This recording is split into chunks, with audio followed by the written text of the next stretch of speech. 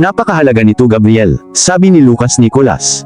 Hindi pangkaraniwang seryoso ang mukha niya habang binubuksan ang Rolls Royce saka umakyat sa loob. Umalis na walang pagpipilian kundi ang sumunod, binuksan ko ang kabilang pinto at umupo sa backseat sa tabi niya. Ayoko ng ganito, Lucas, putol ko, isinara ang pinto ng mas malakas kaysa sa kinakailangan. Inis na kalagkarin ako sa labas imbes na dumiretso ako sa nursery room para salubungin si Faith Viena. Binigyan ko ang salarin na pinilit akong sumama sa kanya ng isang pamatay na titig para ipakita ang ayaw ko. Ako rin, sagot niya. Nakapikit ang mga mata niya habang nakasandal sa cushion seat. Parang nagbitiw ang tono niya at natalo na parang pinilit niyang gawin ito laban sa kanyang kalooban. Buhay na buhay ang makina bago ito umusad. Sa unang pagkakataon, napagtanto kong hindi kami nag-iisa. Umupo sa driver's seat ang isang lalaking nasa early 40s, nakasuot ng perpektong plantsyadong uniforme. Bagong kotse at bagong driver. Masyadong kakaiba para kay Lucas. Ayaw niya sa sinumang nagmamaneho ng kanyang precious baby, lalo na kung ito ay isang bagong Rolls Royce na tiyak na nagdulot sa kanya ng malaking halaga. Ito ay dapat na isang masamang palatandaan, tahimik kong naisip. Iniisip ko kung tama ba ang naging desisyon ko. Sa ikalabing pagkakataon, sinuklay ko ang aking mga daliri sa aking buhok dahil sa inis. I don't trust you, Lucas, sabi ko sa pagitan ng mga nagngangalit ng ngipin, pero hindi niya ako pinansin. Noong huling beses na kinaladkad mo ako kasama mo, nakulong tayo sa istasyon ng pulis ng 2 gabi. Dinagdagan ko. Minasahe ko ang aking mga templo na nagsisimula ng pumipintig. Oo, naalala ko yun. Medyo casual niyang sabi na parang hindi big deal. Ito ay para sa lasing na pagmamaneho at sobrang bilis. Dagdag niya nang hindi nagmulat ng mata. Ang kanyang mga kamay ay minamasahe ang kanyang mga templo na para bang siya rin ay dumaranas ng matinding sakit ng ulo. Huminga ako ng malalim. Umalis ako nang hindi nagpapaalam kay Monica. Nakaramdam ako ng kakilakilabot. Mag-aalala siya kung matagal akong nawala. Kasalanan ito ni Lucas. I want to throttle him hard hanggang sa umamin siya kung saan niya ako dinadala. What is this all about, Lucas? Wala ako sa mood makipaglaro sa'yo. Hindi ito laro, Gabriel. Sa wakas ay iminulat ni Lucas ang kanyang mga mata. Then tell me where the hell we're going. I shot back. Kinailangan ako ng isang pambihirang halaga ng pagpipigil sa sarili, hindi para matamaan ng suntok ang kanyang panga. No, sagot niya with finality. Hindi mo gugustuhin pumunta kung sinabi ko sa iyo kung saan.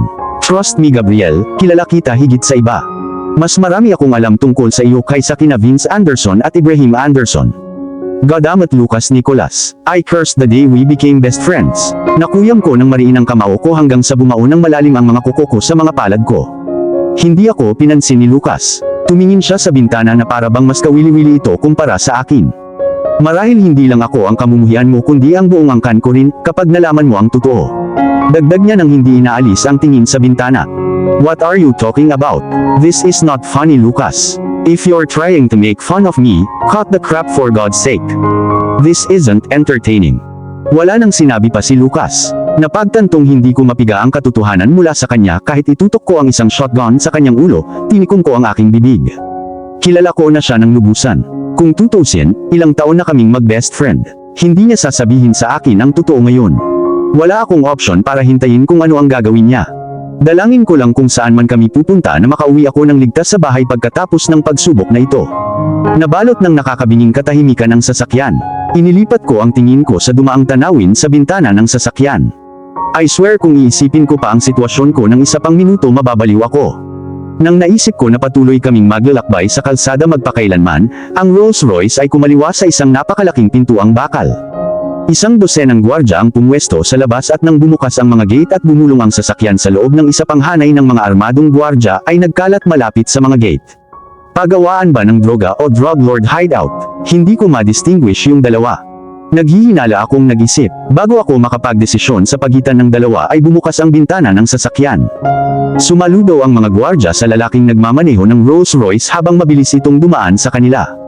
Anuman ang mga pagdududa ay mabilis kong nawala nang makita ang kahangahangang Victorian modern mansion. Doble ang laki nito kaysa sa luxury estate ni Madam Stella at mas malaki at mas malawak pa ito kumpara sa Gonzales Mansion. Mula sa labas ay sumisigaw ito ng kayamanan at karangyaan. Iniisip ko kung ano ang hitsura nito mula sa loob. Hindi naman sa may pakialam ako. Curious lang akong malaman. Isang malawak na swimming pool na may karagatang asul na tubig ang kumalat sa harap ng mansyon. Ang kumikinang na liwanag mula sa bukas na mga bintana ay kumikinang sa refleksyon ng pool. Huminto ang Rolls Royce, bumaba ng sasakyan ng lalaking nasa harap ng driver's seat, at lumipat sa gilid ko para buksan ang pinto, ngunit bago pa niya ito mabuksan ay nakalabas na ako ng pinto. Lumabas si Lucas Nicolas mula sa kotse at nag-gesture patungo sa Regal Mansion. "Welcome to Claymore Mansion," sabi niya kung saan gusto kong sumagot ng, "The hell I care," pero bago ko pa masabi ang mga salita, ang lalaking naka-black formal suit ay sumenyas na sumunod kami. Pinaalala sa akin ng lalaki ang isang butler. Siya ay may saloobin at ang pagkalkula ng mga paggalaw ng isa. Kahit physically maganda ang hitsura niya gaya ng spotless na uniform na suot niya. Maluwag na naglakad si Lucas Nicolas na parabang ilang beses na niyang nadaanan ang lugar, at alam niya kung saan pupunta. Itinulak ng lalaki ang main door. Natanaw ang entrance na inayos ng elegante.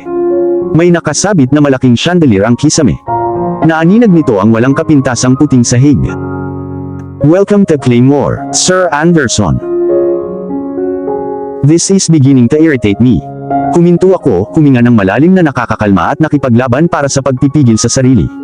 "The hell," hinatak ako ni Lucas dito para dito. Nawala yata siya sa isip niya. Hindi ba noong si Alexandria, ang kanyang asawa ay tumakas kasama ang kanyang kasintahan sa kanilang unang anibersaryo ng kasal? "Lucas," sabi ko sa nakakatakot na tono. Iyon ay maaaring maging sanhi ng isang ordinaryong tao na tumakbo sa takot. Ngunit si Lucas ay hindi ordinaryong tao. "Dalhin mo si Gabriel kay Lady Ravenwood, Milton. Magiging komplikado ang mga bagay kung magbago ang isip ni Gabriel bago siya makilala." Sa halip ay sabi ni Lucas, nakatingin sa ibang lalaki, halatang pilit akong binabaliwala. "Yes, Mr. Nicolas. What is this all about, Lucas? I swear I'll kill you after this. I'm very sure na malamang nagagawin mo yun pagkatapos mong mapagtanto ang koneksyon ko kay Lady Ravenwood." Kakaibang tugon niya. Nagsalubong ang kilay ko sa pagkalito. Bago pa ako makapag-react, tumayo na si Milton. Hindi kumibo si Lucas kaya sinundan ko si Milton mag-isa. "Lady Ravenwood, hindi ito tumunog sa akin. Sino ang babaeng yun?" Walang sinabi si Milton. Sinundan ko siya hanggang sa makarating kami sa isang pinto. Hindi siya kumibo para buksan ang pinto para makapasok kami. Sa halip, tinitigan niya ako nang walang anumang emosyon sa mukha niya at sinabing, "Maaari kang pumasok, Sir Anderson." Yumuko siya sa isang graceful bow bago umatras ng isang hakbang paatras. Lalong lumalim ang pagkunot ng noo ko. Hindi ko ito gusto. Ang aking intuition ay nagsasabi sa akin ng isang bagay na malapit nang mangyari. Dahan-dahan kong piniit ang knob, tinulak ang pinto, at pumasok sa silid na napagtanto kong isang napakalaking library. Ang kaaya-ayang amoy ng mga libro ay umalangaw-ngaw sa hangin, nagdudulot ito ng napakaraming nostalgic memories. Dinadala ako ng mommy ko sa aming library, at binabasahan ako ng mga libro noong bata pa ako, ngunit nakaraan na iyon ngayon.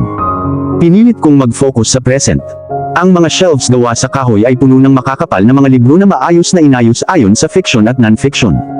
Sa iba pang mga shelves, ang mga libro na isinulat ng mga sikat at pinakamabentang author ay inayos ayon sa alphabetical order. Habang papasok ako sa kwarto, bumagsak ang sapatos ko sa makapal na carpeted na sahig. Sa gitna ng kwarto, may office table at swivel chair pero walang laman. Sa kaliwa ko lang, nakatayo ang isang eleganteng sofa set. Ito ay walang laman din. Walang senyales na may tao sa loob. Babalik na sana ako sa pinto nang may isang malambot na kurap ng paggalaw ang nakakuha ng atensyon ko. Mula sa likod ng mga shelves, lumitaw ang isang babaeng may gininto ang kayumanggi na buhok na nakapin sa kanyang ulo sa isang perpektong ginawang chignon. Ang malambot niyang mga mata ng sapphire ay kumikinang sa luha. Ang ganda pa rin niya tulad ng huli ko siyang nakita. Siya ay tumatanda ng husto. Gusto kong tumakbo papunta sa kanya, yakapin siya ng mahigpit, pero pinigilan ko ang sarili ko nang bumalik ang alaala kung paano niya ako iniwan ng gabing iyon. Napapikit ang mga mata ko. Pero kahit nakapikit, hindi ko maiwasang makita ang mukha niya, nandoon pa rin ito sa isip ko. Hindi ko makakalimutan ang mukha niya. Siya rin ang mukha na nagmumulto sa akin sa aking panaginip hanggang sa nagising ako na humihingal. Akala ko wala na akong mararamdaman pag nakita ko ulit siya. Nagkamali ako. Kung may taong minahal ko ng sobra, siya iyon. Pero sinira niya ang lahat ng iwan niya ako. Nagtiwala ako sa kanya nung sinabi niya sa akin na babalik siya, ngunit ang sinungaling na siya ay hindi niya talaga sinadya na tuparin ang kanyang pangako. Ang galit na nakatago sa loob ko sa loob ng maraming taon ay bumulaga hanggang sa hindi na ako makahinga. Kinailangan ko ng matinding pagpipigil sa sarili para hindi siya sigawan, at ibalot ang aking mga daliri sa kanyang magandang leeg. Gumalaw siya sa mabagal, nag-aatubili ng mga hakbang. Kaluskus sa carpeted floor ang laylayan ng kanyang maselang ballgown. Bawat hakbang niya ay mas lalong tumataas ang galit ko. Anak ko, bulong niya, mas malayang umaagos ang mga luha sa kanyang pisngi, halos mabasa ang kanyang namumula na pisngi. Mariin kong itinikom ang aking panga at ginawang kamao ang aking mga daliri. Kahit anong lambing ang nararamdaman ko para sa kanya ay nawala. Napalitan iyon ng puot at paghamak nang iwan niya ako. Wala kang karapatang tawagin akong anak, Claire. Matagal nang patay ang anak na iniwan mo. Namatay siya sa kawalan ng pag-asa noong gabing iniwan mo siyang nanginginig sa lagnat. Ang lamig ng boses ko ay maaaring nagyelo sa underworld. Naninigas si Miss Ravenwood. Bumagsak ang mga balikat niya. Tumingin siya sa akin na may pananabik sa kanyang mga mata. Panibagong hikbi na nakakadurog ng puso ang bumungad sa kanyang lalamunan. Napatigil siya sa paglalakad nang magtama ang matalas kong mata sa kanya. Wala akong maramdamang awa habang tinitingnan ko ang mga mata niyang naluluha. Wala akong kakayahan sa anumang emosyon maliban sa pagkasuklam at paghamak. Gabriel, please. Itinaas niya ang kanyang gloved fingers para hawakan ako pero umiwas ako. Naiinis siya sa akin. Ayokong maramdaman ang haplos niya dahil sa tuwing titignan ko siya, ang babaeng nang iwan sa akin lang ang nakikita ko noong kailangan ko siya. Claire, iniwan ako ng nanay ko sa impyerno kung saan hinabol ako ni Ibrahim ng kamay na bakal. Ang kanyang asawang si Samantha ay hindi naiiba, siya rin ay kasing sama ng kanyang asawa. Hindi ko makalimutan kung paano niya ako hinampas ng paulit-ulit hanggang sa mawalan ako ng malay. Hindi mangyayari ang sunod-sunod na pang-aabuso kung hindi lang ako iniwan ng nanay ko noong gabing iyon. The night you left me, that's the day you sign off as my mother. Ang mga salita ay naghuhukay ng gusto kaya mas lalo siyang napahikbi. Marahas na yumanig ang kanyang balingkinitang balikat. Mga bagay na nangyari halos 15 taon na ang nakakaraan, ngunit ang parehong shot ng sakit ay tumutusok pa rin sa aking puso na parang nangyari lang kahapon. Natutunan kong mamuhay nang wala siya, pero bakit kailangan niyang bumalik? Bumukas lang ang pinto ng nakaraan. Bumalik ang mga nakakakilabot na alaala na muling nagpahirap sa akin. No, hindi ka na dapat bumalik, Claire. Isang babaeng iniwan ang kanyang anak na mag-isa, anuman ang dahilan kung bakit siya ay hindi karapat-dapat na maging isang ina. Hindi ko siya ina. Namatay ang aking ina 15 taon na ang nakararaan. I'm here, my son. Iniwan kita noong nakaraan pero patawarin mo sana ako. Kung ano man ang nagawa ko, pinagsisisihan ko ito ngayon. Pero please accept me again as your mother. I will do everything for you. Pinunasan ni Claire ang mga luha sa kanyang pisngi gamit ang kanyang gloved fingers. Dahan-dahan niyang hinawakan ang palda ng kanyang beaded ball gown at ibinaba ang kanyang mga tuhod sa malambot at nakakarpet na sahig. Malalaki at sapphire na mga mata ang sumilip sa likod ng magagandang pilikmata, patuloy itong lumalaban sa aking tingin ng ilang minuto. Wala akong nararamdaman kahit na ano habang pinagmamasdan ko siyang nakaluhod. Hindi man lang naawa. Parang nawala lahat ng kakayahan ko para makaramdam ng kahit anong emosyon. Hindi ko na nararamdaman ang sakit, pamamanhid na lang. Mariin kong ipinikit ang aking mga mata, hanggang sa bumungad sa akin ang mga bituin. Kung bumalik lang siya ng mas maaga ay napatawad ko na siya, ngunit huli na ang lahat. Wala na akong puwang para sa kapatawaran pagkatapos niya akong tratuhin na parang isang piraso ng excess baggage, hindi ginusto, walang silbi, at hindi minamahal. Iyan ang pinakamasamang emosyon na maaaring maranasan ng isang inosenteng bata. Too late, Miss Ravenwood. You already missed 15 long years of my life. I don't need a mother. I repeat in case you don't understand a thing. I don't need a mother. Pagkasabi ng mga salita, tinalikuran ko siya gaya ng pagtalikod niya sa akin ilang taon na ang nakararaan. Lumakas ang kanyang kahabag-habag na hikbi, na puno nito ang mga sulok ng silid. Huminto ako nang malapit na ako sa pinto at nang hindi lumilingon ay nagsalita ako. I don't want to see you again, Claire. Never again. Forget that you once had a son. Piniit ko ang knob at nagmamadaling naglakad paalis ng library. Kailangan kong umalis sa lugar na ito hanggat maaari. Pabalik-balik si Lucas sa harap ng entrance. Nang makita niya ako, huminto siya at inangat ang ulo niya. Matapos niyang makita ang malungkot na ekspresyon sa kanyang mukha, alam niya kaagad na hindi maganda ang mga pangyayari. Tikom ang bibig niya habang papalabas kami ng bahay. Agad namang pumunta si Lucas sa kotse niya na nakaparada sa malapit at sumakay sa loob. Umilaw ang sasakyan niya at huminto sa harapan ko. Binuksan ko ang pinto at umupo sa tabi niya sa driver's seat. How are you related to Miss Ravenwood, Lucas? Tanong ko sa nakakagulat na kalmadong paraan. Lumipat ang sasakyan sa bakal na pintuan. Nang ligtas nang umaandar ang sasakyan sa labas, sa wakas ay sumagot si Lucas. Si Lady Ravenwood ang nakababatang sister ng nanay ko. Walang ganang sagot niya na parang nagkukwento lang tungkol sa lagay ng panahon sa labas, at hindi tulad ng isang nakagugulat na revelation. God damn it, Lucas, you've been lying all along. Hindi ko alam, Gabriel. Nalaman ko ang tungkol sa pag-iral ni Lady Ravenwood ilang linggo lang ang nakalipas, kaya huwag mo akong sisihin.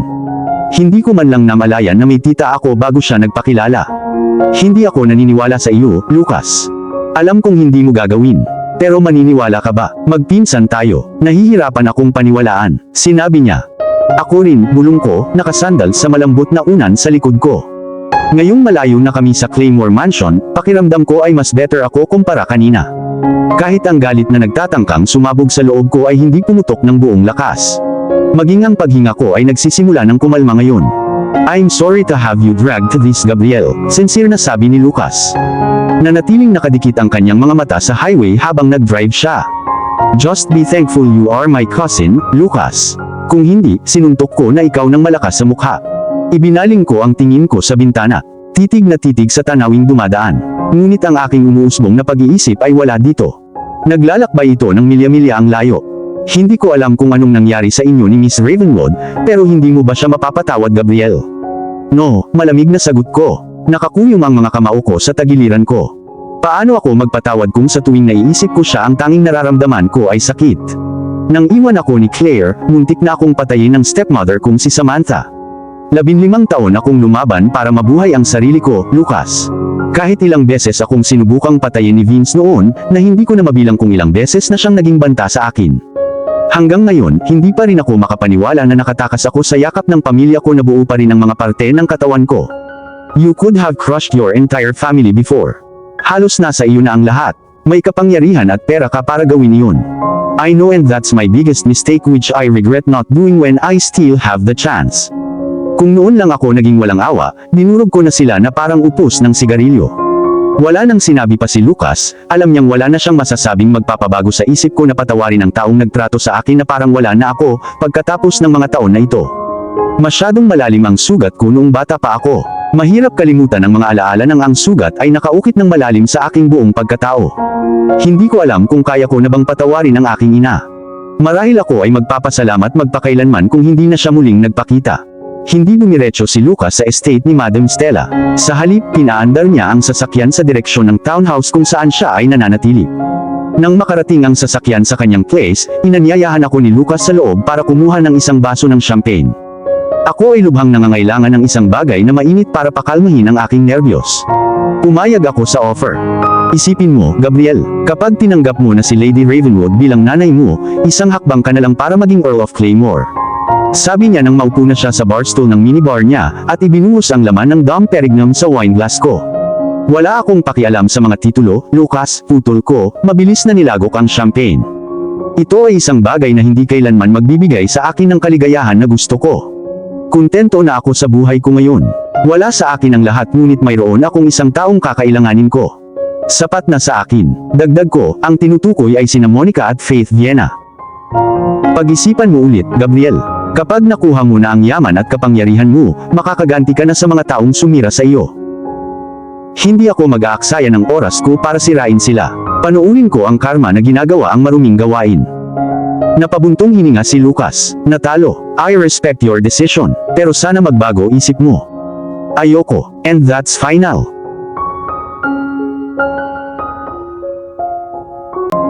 Sa kabilang banda, si Monica.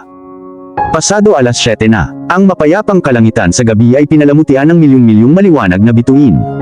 Ang orange na buwan ay malaki, at maliwanag habang ipinagmamalaki itong nakatayo sa abot tanaw. Ang gabi ay perpekto para sa mga magkasintahan upang lumabas, at panuunin ang nakamamanghang star-studded evening. Maliban sa wala ako sa balcony para galangin ang magagandang tanawin na halos abot kamay ko. Wala ako sa mood mag-stargaze. Hindi pa bumabalik si Gabriel and I'm dead worried about him. Kanina ko pa siya sinubukang tawagan pero walang sumasagot. Pagkatapos ay natuklasan ni Elisa na naiwan niya ang kanyang telepono na nakalatag sa ibabaw ng glass table sa loob ng living room. Marahil siya ay nagmamadali nang umalis siya at ang kanyang hindi inaasahang bisita. Hindi sumagi sa isip niya na dalhin ito sa kanya. Pabalik-balik akong naglakad sa kalawakan ng balcony na nakahalukip-kap ang mga braso sa ilalim ng aking mga dibdib. Habang lumilipas ang oras ay lalong lumalalim ang aking pagkabalisa. Paano kung may nangyari sa kanya all the way? Nanginig ako sa naisip, please Lord, sana hindi, pakiusap ko. Wala akong dapat ipag-alala, sabi ko sa sarili ko. Hindi nag-iisa si Gabriel. Base sa obserbasyon ng katulong, may kasama si Gabriel ng 2 respectable gentleman. Ang unang lalaki ay mas bata, halos kasing edad ni Gabriel, matangkad, good-looking, at may magandang asal. Ang pangalawang lalaki ay mas matanda sa dalawa. Nakasuot siya ng maayos na itim na uniform na sinusuot lamang ng isang butler mula sa mga aristokrata at maharlika ng Britanya. Ang isang butler at isang maharlika ay tila hindi pangkaraniwang bisita para kay Gabriel. Sa pagkakaalam ko, wala siyang kamag-anak at kaibigan dito sa bansa. Pero wala akong masyadong alam tungkol kay Gabriel. Marahil ay mayroon nga siyang kamag-anak o kaibigan dito na nakalimutan niyang banggitin. The moment na umalis si Gabriel, nagsimulang uminit ang loob ko na parang may hindi magandang mangyayari. Lalo lang tumindi ang pagkabalisa ko nang dumating ang hapunan ngunit hindi pa bumabalik si Gabriel. Hindi naman siya basta-basta mawawala ng walang valid na dahilan. Isang malalim na buntong hininga ang pinakawalan ko. Huminahon ka, Monica, sabi ko sa sarili ko at itinulak ang mga negatibong ideya na tumatakbo sa loob ng aking mga iniisip. Lumipat ako sa pinto na bahagyang nakaawang at sumilip sa loob. Si Faith Viena ay payapang natutulog sa kanyang crib. Iniwan kong bukas ang pinto baka sakaling magising siya na umiiyak ay maririnig ko siya sa isang iglap. Gumaan ang pakiramdam ko dahil alam kong ayos lang siya. Sa kama, nakasandal si Elisa sa headboard at nagbabasa ng libro habang nakabukas ang mga talukap ng mata. Malapit na siyang makatulog. Buong araw niyang tinulungan si Madam Stella sa pagde-decorate ng wedding gown. Itinulak ko ang pinto pasara. Lumalamig na ang hangin. Ayokong pumasok ito sa kwarto. Dinala ako ng mga paa ko sa mga riles kung saan pinapahinga ko ang dalawang daliri ko at tumingala sa langit. Napakagandang gabi kung hindi lang ako pinag-aalala ni Gabriel. Hihintayin ko siya hanggang sa dumating siya at magtanong kung ano ang nangyari ngayong araw. Sigurado akong sasabihin niya sa akin ang totoo. Napatigil ako sa tunog ng mga yabag sa loob ng kwarto ni Gabriel. Tumalikod ako sa riles at lumipat sa pinto. Pero bago ko pamabot ang knob, bigla itong bumukas. Lumabas mula rito si Gabriel. Inabot niya ako sa kaniyakap niya ako. Nakahinga ko ng maluwag nang malaman kung ligtas na siyang nakauwi. I'm sorry for making you worry. Bumulong siya. Dumapo ang mainit niyang labi sa aking ulo kung saan niya ako hinalikan. Ang aking panandaliang ginhawa ay napalitan ng pagkabalisa ng ang malakas na amoy ng alak ay sumalakay sa aking mga butas ng ilong. Nakainom siya. Ibig sabihin, may problema siya, malaki. Napagtanto kong tama ang aking intuition. May mali kay Gabriel. Hindi niya ako pinakawalan. Nakaakbay lang siya sa akin na parabang natatakot siyang mawala ako kapag palayain niya ako. Hindi rin ako gumalaw. Hinayaan ko siyang hawakan ako hanggang sa maramdaman kung kumalma na ang paghinga niya. Gabi na, Gabriel. Alas 7 na. Bakit ngayon ka lang dumating? Mahinang tanong ko. Bahagya ko siyang tinulak hanggang sa mapantayan ang mga mata ko sa kanya. Namumula ang kanyang mga mata at inaantok. Masyado na siyang nakainom ng alak. I'm sorry, Monica, sagot niya. Sincere naman siya. Ayokong umuwi at dalhin ang mga problema ko dito. Iyon ang dahilan kung bakit mo iniinom ang iyong sarili sa pagkahilo. Sagot ko sabay tingin sa kanyang gusot na t-shirt na basang-basa ng pawis. I'm so sorry, Monica. Inulit niya sa ikatlong pagkakataon. Pumipikit ang mga mata niya. Ito na ang huling beses na makakainom ka ng ganito, Gabriel. Sa susunod na gawin mo ito, hindi na kita mapapatawad. Oo, pinapangako ko, madam. Bulong niya at ginawaran ng isa pang halik sa ulo ko. Hindi ko alam na ganito pala ka-sweet si Gabriel kapag lasing. Lumapit siya sa tenga ko. Nagsitayuan ang mga balahibo ko sa batok. You look lovely tonight. Mas maganda pa sa ginawa mo kaninang umaga. Idinagdag niya. Nagtaka ko kung ano ang nakita niya na nakakaakit sa pares ng pajama na suot ko. Tulungan ko na ikaw sa kama mo. Sabi ko sa halip, hindi pinansin ang sinabi niya. Nakakapagtaka, hindi siya nakipagtalo. Hinila ko ang braso niya sa balikat ko at iginiya siya sa buong kwarto. Ang bigat niya pero nakahawak pa rin ako hanggang sa makarating kami sa kwarto niya. Nakahiga si Gabriel sa kanyang kama habang nakapikit ang mga mata. Gabriel, walang tugon. Gabriel, tinapik ko ang pisngi niya ng marahan hanggang sa gumalaw siya. Kumain ka na ba? Medyo pero hindi ako nagugutom. Sagot niya. Kung hindi siya umamoy ng champagne ay halos isipin kung hindi siya lasing. Ang kanyang sapatos ay nakalawit pa rin sa kanyang mga paa. Buntong hininga, inalis ko ito para sa kanya. Nang mahulog ang sapatos niya sa sahig ay lumipat siya sa headboard at ibinaon ang mukha sa unan. Basang-basa ng pawis ang shirt niya. Kailangan niya ng pagbabago. I wonder kung gaano kalaki ang problema niya na kailangan niyang uminom ng sobra. Tatanggalin ko ang t-shirt mo, Gabriel. Umakyat ako sa kama at tinulungan siyang tanggalin ang shirt niya. Hindi siya tumutol at tinulungan akong tanggalin yun sa pamamagitan ng pagtataas ng mga braso. Amoy champagne pa rin siya. Nanatili pa rin ang bango sa kanyang balat. Nagtataka ako kung hindi niya sinasadyang ibuhos ang sarili habang siya ay umiinom ng sarili sa pagkatulala. Iniwan ko si Gabriel sa kama niya at nagmamadaling pumunta sa pinto. Pagbalik ko ay may dala akong bagong tuwalya. Lumipat ako sa lababo para hugasan ang tuwalya. Pagbalik ko, pinunasan ko ang basang tuwalya sa balat niya para mawala ang amoy ng champagne na nakadikit pa rin sa kanya. Nang makontento na ako ay dinukot ko ang isang shirt sa loob ng cabinet at tinulungan siyang isuot iyon. "Huwag mo akong iwan, Monica." Paos na bulong niyang sabi nang hindi nagmulat ng mata. "Nandito ako, Gabriel. Hindi ako aalis hanggat hindi ka natutulog." Binigyan ko siya ng assurance at inihiga ang ulo niya sa kandungan ko. "Salamat, Monica," bulong niya. Nakakatunaw ng puso ko ang tunog ng malambot niyang boses. "Ngayong ayos ka na, sabihin mo sa akin ang dahilan kung bakit ka lasing." Gumalaw ang mga daliri ko sa buhok niya at ginamit ko ang mga daliri ko para eyebrush ang mga gusot na hibla. "Okay lang kung ayaw mong pag-usapan. Baka pwede kitang tanungin sa ibang pagkakataon." Nang akala ko ay hindi na siya sasagot, kinuha niya ang mga daliri ko at dinala sa kanyang labi. Paulit-ulit niyang hinalikan ang mga palad ko. Naging malalim na pula ang pisngi ko habang patuloy niyang sinasamba ang mga palad ko. Hindi ako humiwalay. Hinayaan ko siyang hawakan ang mga daliri ko. Napakasarap sa pakiramdam na pinapahalagahan sa ganitong paraan. "Gusto mo ba talagang malaman?" "Oo, gusto kong malaman." Mabilis akong sumagot bago pa siya magbago ng isip.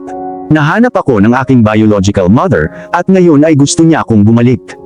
Ang mga salita ay nilagyan ng bitterness. Nanlaki ang mga mata niya. Ang galit ay kumikinang sa kanyang napakagandang asul na mga mata.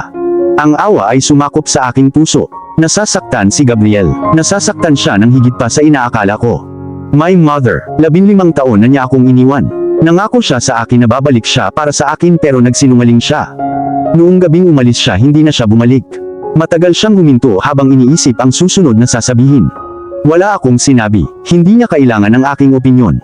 Kailangan niya lang ng makikinig, kaya naman tikom ang bibig ko habang nagsasalita siya.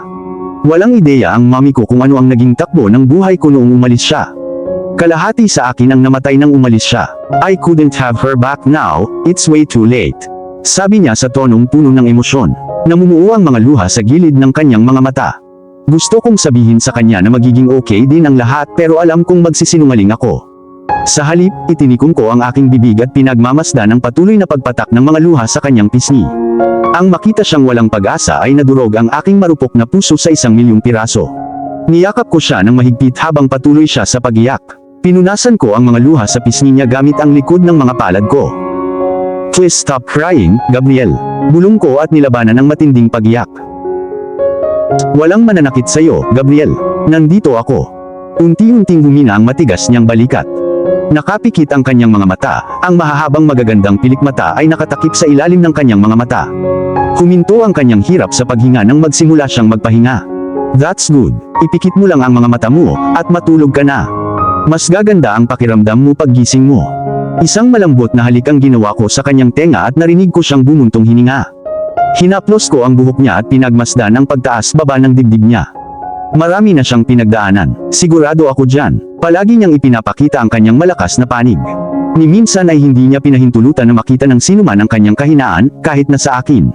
Pero ngayon para na siyang bukas na libro. Napaiyak pa siya. Tiyak na nasasaktan siya. Ang kanyang pagkabata ay napakasakit para sa kanya.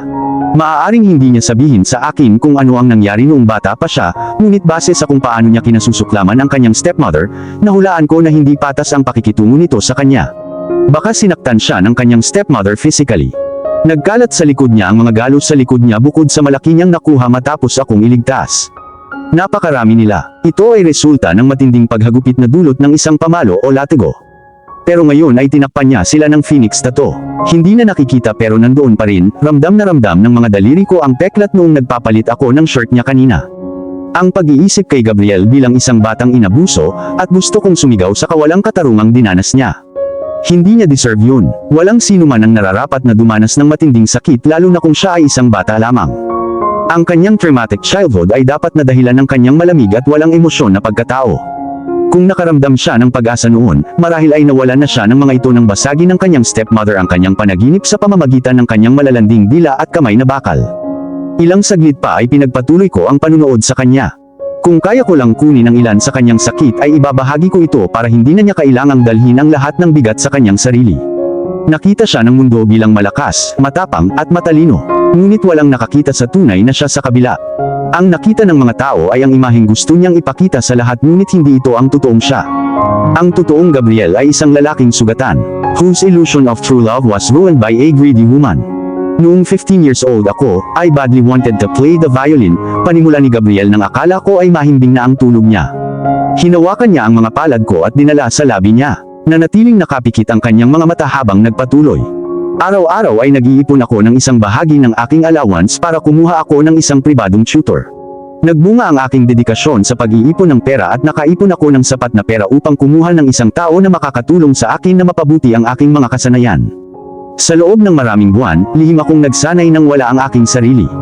Alam ng ama at ng kanyang asawa, tutol sila sa aking hilig dahil ito ay isang bagay na hindi nila maiintindihan, at sinabi sa akin na hindi ako makakakuha ng pera mula dito pagtupad sa isang bagay na nagpapasaya sa iyo sa buhay. Siya ay huminto, umigting ang panga niya at humigpit ang mga kamay niya sa mga palad ko.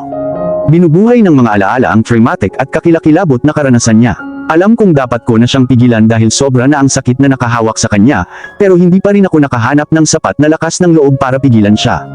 Halos buong buhay niya ay tinatakasan niya ang mga alaalang iyon. It's time for him to face them and conquer his demons.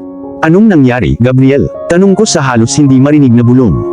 Namilog ang mga mata ko habang sinasakal ng mabibigat na emosyon ang lalamunan ko.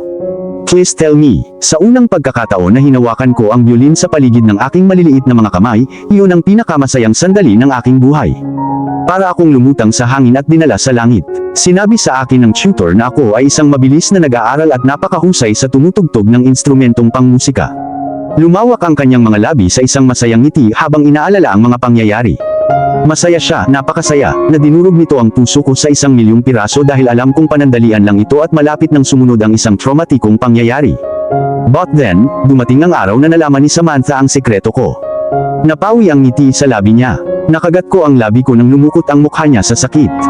Humigpit ang mga kamay ko sa mga daliri niya para iparamdam sa kanya na kasama ko siya. Pero parang hindi niya alam na nandoon ako. Sa isang malamig na tono na maaaring nagyelo sa kailaliman ng underworld ay nagpatuloy siya. Nagalit si Samantha. Hinding-hindi ko makakalimutan kung paano namula ang mukha niya sa galit nang tanungin niya ako kung gaano ako katagal nag-play ng violin. Sinampal niya ako ng maraming beses hanggang sa manhid ang mukha ko, at sinabi ko sa kanya ang totoo. Nang sinabi ko na halos 3 taon akong nagsasanay, tinamaan niya ang aking mga kamay ng 360 beses. Pinalo ka ba niya ng violin bow bilang parusa? Alam kong nanginginig ang boses ko habang nagsasalita, pero nabigla ako nang marinig ko ang boses ko. Dear God, ito ay masakit. Bulong ko sa kaloob-looban habang humihingi ng lakas at kaunting lakas ng loob para makinig sa mga sumunod na nangyari. Umiling si Gabriel. Pinaluhod niya ako sa sahig habang nakahawak ang mga braso ko sa hangin, at hinampas ako ng violin ng malakas hanggang sa dumugo ng gusto ang mga daliri ko at hanggang sa mabali ang mga buto ko. 1 taon na akong hindi nakakagamit ng mga kamay pagkatapos ng insidente. Tumagal ako ng ilang taon ng therapy para ma-move ko sila. Nang gumaling ako, binuha ako ng mga hindi mabata na alaala kapag hinawakan ko sila. Talagang isinuko ko ang tanging bagay na nagpapanatili sa akin ng lahat nitong mga taon. Gabriel, humikbi ako. Ang mga emosyong pilit kong pinipigilan ay sumabog. Natagpuan ko ang aking sarili na nakabalot sa kanyang mga bisig kapag ito ay dapat na nangangailangan ng aking comfort. Please don't cry at my expense. I'm not as fragile as I look. I'm made of strong stuff. Hinahaplos ng mga kamay niya ang buhok ko habang inaalo niya ako, pero mas lalo lang akong napaiyak. It must be hard losing the only thing that makes you feel alive. Hard would be an understatement, Monica. Nang hindi na ako makatugtog ng violin ay isang bahagi ko ang namatay. Nawala ang kaligayahan at layunin sa buhay. Ang tanging bumubuhay sa akin ay ang paghinga. Halos mamatay na ako sa loob, gayon din sa labas. Oh, Gabriel, I'm so sorry. Hinila ako ni Gabriel sa kanyang mga braso at idiniin ang kanyang noo sa aking sarili. Umaagos ang masaganang luha sa kanyang mga mata habang nakatitig sa akin. Don't be sorry, Monica. Hindi mo lang alam kung paano mo binuhay ang nasirang kaluluwa ko noong araw na dumating ka sa buhay ko. I have never knew real happiness until the day I met you. Idiniin niya ang labi niya sa pisngi ko sabay halik sa butil ng luhang dumadaos-dos sa namumula kong pisngi. Nakakainis isipin na pareho kaming umiiyak sa nakaraan. The moment I met you, hindi ko lang nahanap ang nawawalang piraso ng aking buhay, ngunit natagpuan ko rin ang pagpipinta. Ikaw ang nagbigay inspirasyon sa akin upang iguhit at kulayan ang aking ipininta ng makulay na mga kulay. Itinuro mo sa akin yun kahit na pagkatapos ng aking malaking pagbagsak may darating para iligtas ako. Ako ang prinsipe na dapat magligtas sa iyo. Sa halip, ikaw ang naging dashing princess na nagpalaya sa akin mula sa aking madilim na selda ng kulungan. Niyakap niya ako sa mga braso niya na parabang sinasabi niya sa akin na hindi ako nag-iisa. We have each other now. Anuman ang namamalagi sa nakaraan ay nasa likod na natin at dapat nating asahan ang hinaharap na mayroon pa rin tayo. Mula ngayon ay hahabulin ko na walang ihatid sa iyo kundi kaligayahan. Papalitan ko ang lahat ng masasamang alaala ng mabuti para madala mo sila saan ka man magpunta. I will serve you until my last breath. I will treat you as my queen and Faith Vienna my princess. Our princess, I only want us to rebuild a castle of good memories, para kapag nawala ako ay maalala mo ako bilang iyong king at hindi ang cruel villain ko noon. I love you, Monica. I always have and always will. At kung isang araw ang aking pag-ibig para sa iyo ay masusubok, ipagsasanggalang ko ang aking katawan at sasaluhin ko ang bala para sa iyo. Wala nang mas maipagmamalaki sa sarili ko kaysa mamatay para protektahan ka. At nang matapos niya ang kanyang panata, tinagilid niya ang aking baba at inangkin ang aking mga labi. Ang init ng kanyang malambot na labi ay nakakahumaling na natagpuan ko ang aking sarili na tumutugon sa parehong madamdamin na sigasig. Pumikit ako ng bahagya at ninamnam ang lambot ng labi niya na dumampi sa labi ko. Noong naisip ko na ang halik ay magtatagal sa buong kawalang hanggan, ito ay tapos na. Ang malapad kong mga mata na nagtatanong ay bumalik sa kanya, nagtataka kung bakit siya humiwalay. Ginulo niya ang buhok ko at binigyan ako ng isang kaakit-akit na ngiti, sobrang liwanag nito na nagliliwanag sa buong kwarto. Tinitigan niya ako gamit ang kanyang mga mata na kumikinang sa unmistakable tenderness. Salamat at nandito ka noong mga panahong kailangan kita. Bulong niya nang nakahalukip-kap ang mga mata at patuloy na ginulo ang buhok ko na parang bata. Hindi mo kailangang magpasalamat sa akin, Gabriel. Sagot ko, uminit ang pisngi ko. I will always care for you without expecting anything in return. Wala siyang sinabi. Sa halip, hinawakan niya ako sa kanyang mga braso at ibinaon ang kanyang ilong sa tuktok ng aking ulo. Ipinikit ko ang aking mga mata, ninanamnam ang hindi maipaliwanag na sandali na tila mahiwagang. That moment as he held me tightly, I know Gabriel is my one true love. Walang lalaking papalit sa kanya sa puso ko. Mahal ko siya hindi dahil perpekto siya, pero mahal ko siya dahil tinanggap niya ang mga kapintasan at imperfections ko. At ngayon bilang kapalit, ibinibigay ko sa kanya ang comfort na minsan ng buong pusong ibinigay niya sa akin. Kami ay dalawang nawawalang kaluluwa na nakatagpo ng aliw sa mga bisig ng isa't isa. Gaano man kahirap paghiwalayin tayo ng mga tao, lagi nating hahanapin ang isa't isa at magsisimulang muli. We are made for each other and we will conquer our fears together. Oras na para bumalik ka sa kwarto mo, Monica. Baka magising si Faith Vienna anytime soon. Dapat nandoon ka kapag ginawa niya. Walang gana niyang binitawan ako. Katulad niya, ayoko ring matapos ang gabing ito.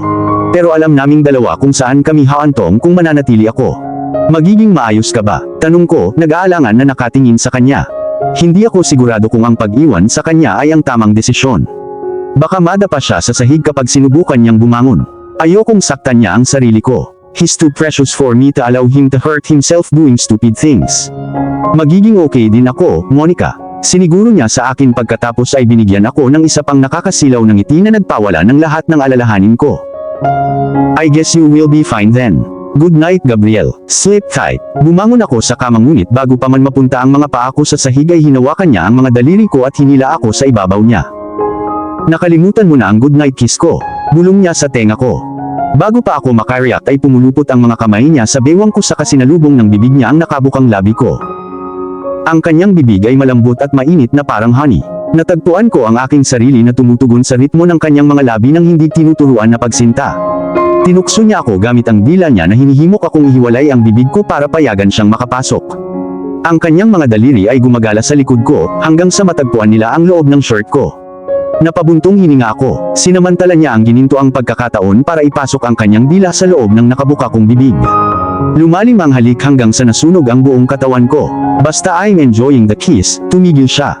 Good night my queen, please dream of me tonight. Bulong niya sabay kagat sa ilalim ng tenga ko. Hinalikan niya ang noo ko sa huling pagkakataon bago niya ako binitawan. Nakangiti siya habang pinagmamasdan akong bumaba ng kama at nagmamadaling naglakad papunta sa pinto ng balcony. Binuksan ko ang pinto at palihim na lumabas. Ngunit bago ko isara ang pinto ay ninakaw ko ang huling sulyap sa kama. Nakapikit ang mga mata ni Gabriel. Mukhang natutulog siya sa kama. Natutulog na si Elisa nang pumasok ako sa kwarto. At ganoon din si Faith Vienna. Ang aking daughter ay hindi man lang gumalaw pagkatapos kong ilapat ang isang malambot na halik sa kanyang noo. Kamukhang kamukha ni Faith Viena ang kanyang ama. Napangiti ako sa isiping yun habang pinagmamasdan siya. Napakaganda niya, halos parang manika. Kapag lumaki na siya, gugugulin ni Gabriel ang kanyang buhay sa pag-iisip ng paraan para takutin ang isang dosenang manliligaw na tiyak na makukuha niya kapag nasa tamang edad na siya. Gabriel would be an overprotective father. Nakakatuwang panuurin siyang pinuproblema ng mga manliligaw ng kanyang anak. Good night, Faith, bulong ko. Nakapatay na ang mga ilaw sa kisame kaya dumiretso ako sa kama. Hinila ko ang kumot palapit sa baba ko. Ramdam ko pa rin ang init ng labi niya sa sarili ko. Tinutunto ng mga daliri ko ang ibabang labi ko, kahit papaano ay nanginginig pa rin ito sa mapusok na halik na pinagsaluhan namin. Uminit ang pisngi ko sa naalala. How I wish andito siya sa tabi ko para mayakap ko siya ng mahigpit gaya ng pagkakayakap ko sa unan ngayon. Habang nakahiga ako habang nakatitig sa kisame, naalala ko ang mga quotes na nakasulat sa punda ng unan. Tonight, I hug my pillow and dream of you, but someday, I will dream about my pillow and I'll hug you. Sana balang araw maging posible. Maliban na si Faith Viena ay nasa kama sa pagitan namin kapag nangyari iyon. Hindi ko alam kung gaano ako katagal nakahiga doon, nang sa wakas ay naramdaman kong bumigat ang mga mata ko. Ang antok ay kumakaway sa akin at ito lang ang kailangan ko ngayon. Kaya ipinikit ko ang aking mga mata at inanod sa isang matamis na antok. Ang mahinang iyak sa crib ang gumising sa akin. Naglaho ang huling labi ng panaginip ko at bumalik ako sa realidad. Pinilit kong idilat ang mga mata ko at muntik na akong tumakbo sa crib. Napatingin ako sa wall clock. Alas 4 ang sabi, 5 oras na akong nakatulog. Hinawakan ko si Faith pero hindi siya tumitigil sa pagiyak. She's hungry, I guess. I grabbed her feeding bottle at dinala ito sa kanyang labi. Tumigil siya sa pagiyak sa isang iglap. Nakahinga ko ng maluwag nang pumikit siya. Ilang sandali pa ay nakatulog na siya ng mahimbing. Inalis ko ang walang laman na bote sa labi niya at ibinalik ko siya sa crib. Nang masigurado kung hindi na siya magigising ay umakyat ako sa malambot na ginhawa ng kama at natulog ulit. Nagising ako dahil sa sinag ng araw na tumatagos sa bintana. Itinabi ang mga kurtina para lumiwanag ang silid. Nanlaki ang mga mata ko.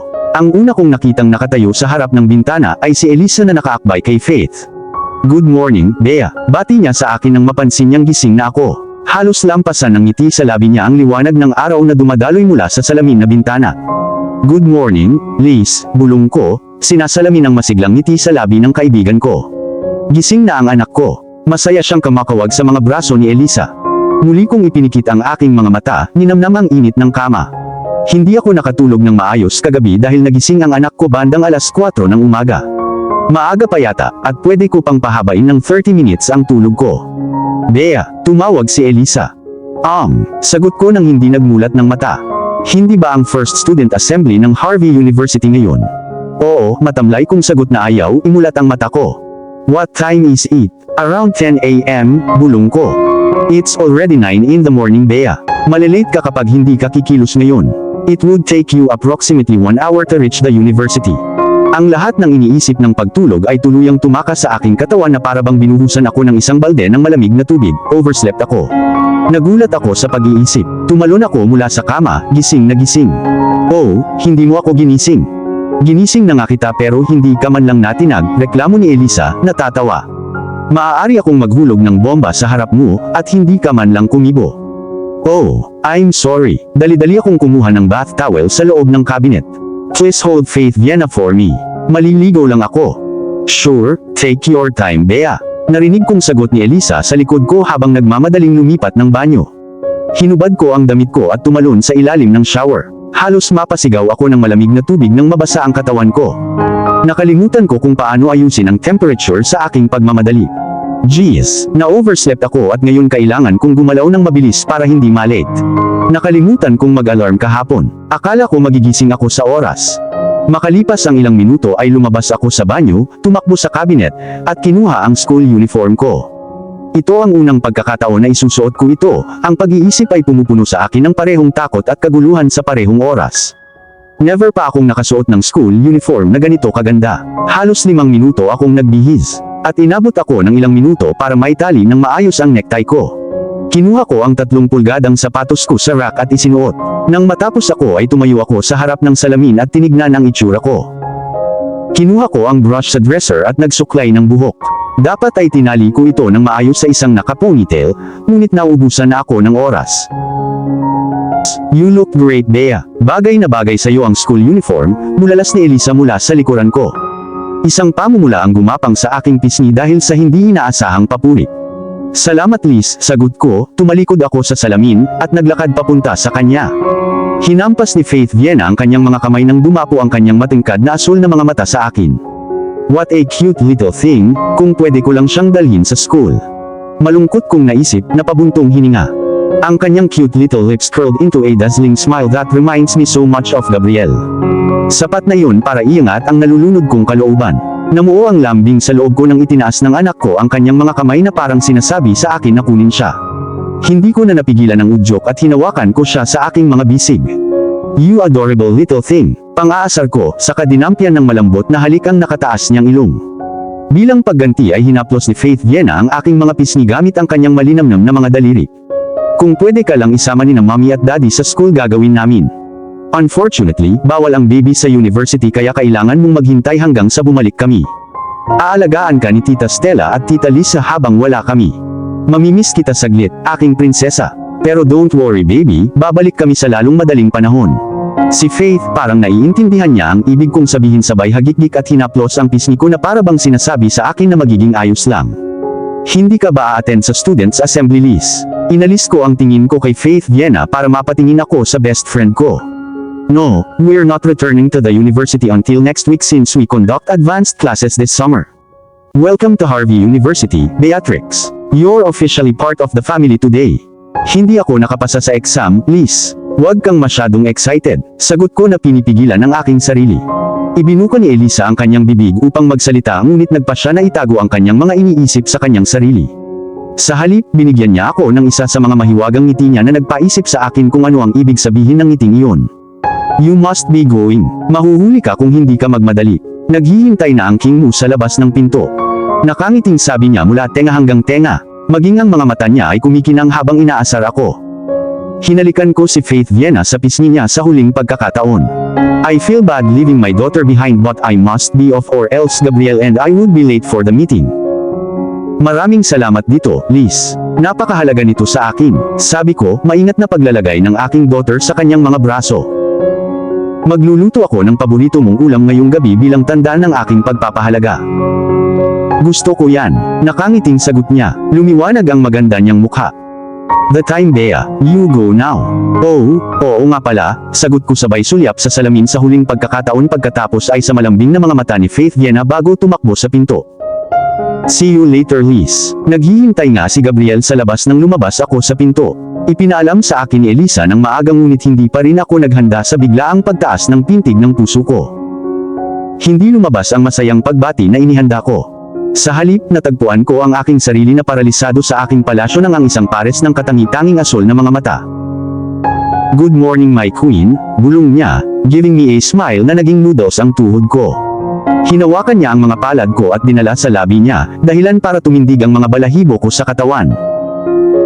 Hindi ako nakapagsalita. Uminit ang pisngi ko. Tinitigan niya ako mula ulo hanggang paa na may mga matang kumikinang sa paghanga. Gabriel looked so damn good sa suot niyang school uniform. Halos mabilawkan ako nang makita ko siya. Ni hindi niya alam kung gaano siya kagwapo ngayon. Binitawan niya ang mga daliri ko at bumaba ito sa gilid ko. I was actually hoping na patuloy niyang hahawakan ang mga kamay ko. Casual na pinasadahan ni Gabriel ang kanyang mga daliri sa malambot na hibla ng kanyang buhok. Nanuyo ang lalamunan ko gaya ng Sahara Desert habang nakatingin sa kanya.